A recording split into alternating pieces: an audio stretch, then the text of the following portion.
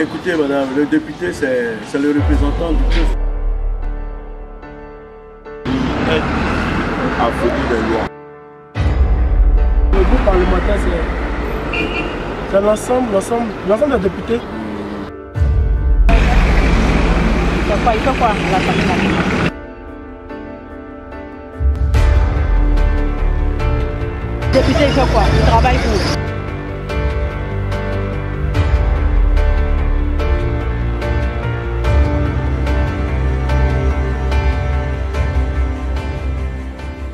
Je pourrais dire que la loi, c'est déjà une règle qui régit la société.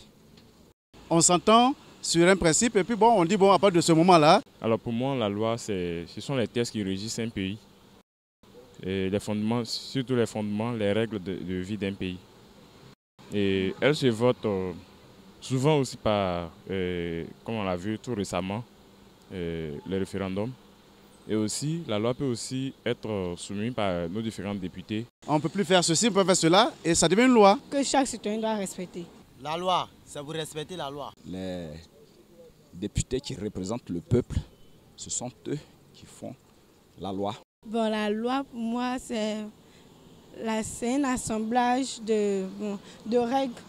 Bon, pour moi, la loi, c'est l'ensemble des règles établies par l'autorité pour pouvoir emmener les citoyens à marcher selon la droiture. Ils envoient ça envers l'Assemblée, puis l'Assemblée valide ça. C'est pour respecter. Les lois sont votées à l'Assemblée nationale. C'est l'Assemblée qui représente la population, le peuple, voilà, qui vote, je peux dire, à leur place. Et elle est adoptée de manière unanime. Et maintenant, si le président de l'Assemblée nationale atteste que ça peut passer, là, elle est soumise maintenant au président de la République. Et puis bon, confirmée pour que ça puisse passer de manière officielle pour être appliquée. La loi permet à la nation, aux hommes qui la constituent, de ne pas s'égarer du droit chemin. Et ça permet donc aux individus dans une nation de savoir bien se comporter. La loi est votée en Assemblée nationale. Et pour voter, il faut qu'on s'entende. Les lois sont votées par le Parlement, par l'ensemble des députés qui forment le Parlement.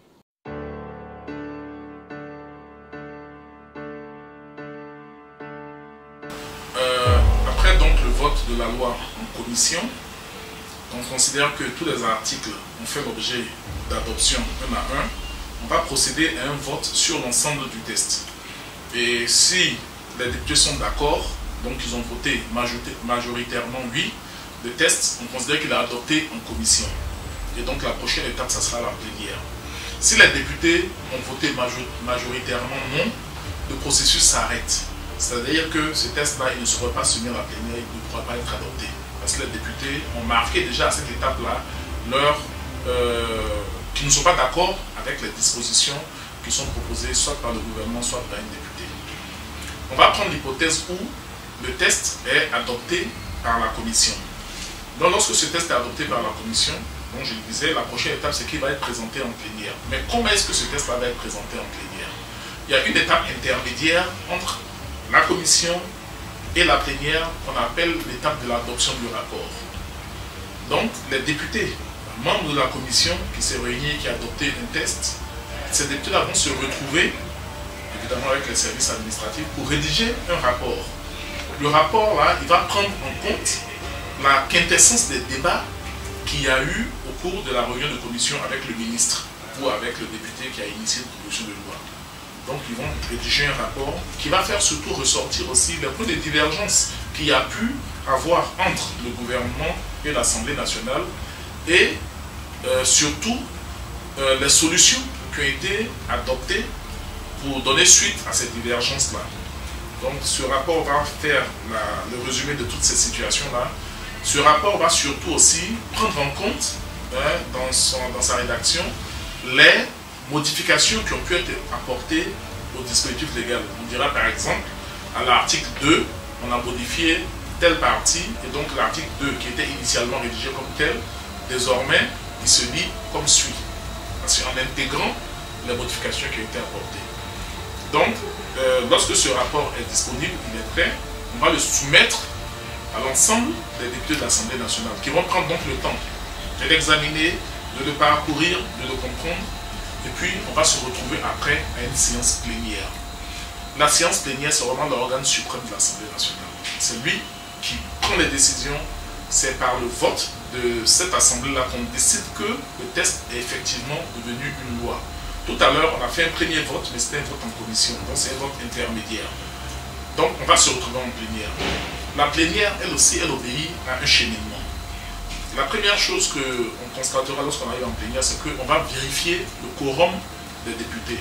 Donc on va procéder à un appel nominal de tous les députés pour s'assurer que la moitié plus un au moins des députés est dans la salle. Donc c'est ça qui va valider le vote qui sera fait. Et il faut que la majorité des députés soit dans la salle. Lorsque cela est fait, on va déjà même adopter le PV de la séance passée avec ces modifications que les députés pourront proposer et tout ça. Ensuite, on va en arriver à faire l'ordre du jour, à adopter l'ordre du jour de la séance qui nous réunit, la séance plénière. Et puis maintenant, on va passer à l'examen des différents points. Et au nombre des points, il va y avoir des lois à voter.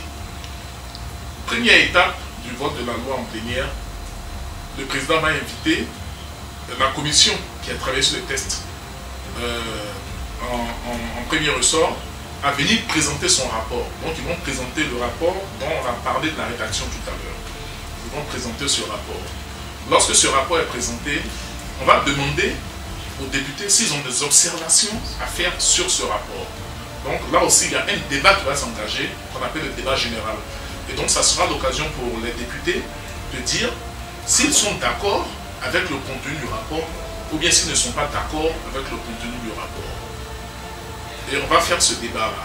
On va faire des aménagements, on va faire des réécritures. On va redresser même certaines façons d'écrire, certaines façons d'avoir compris les choses. Et donc c'est tout un débat qui va s'engager.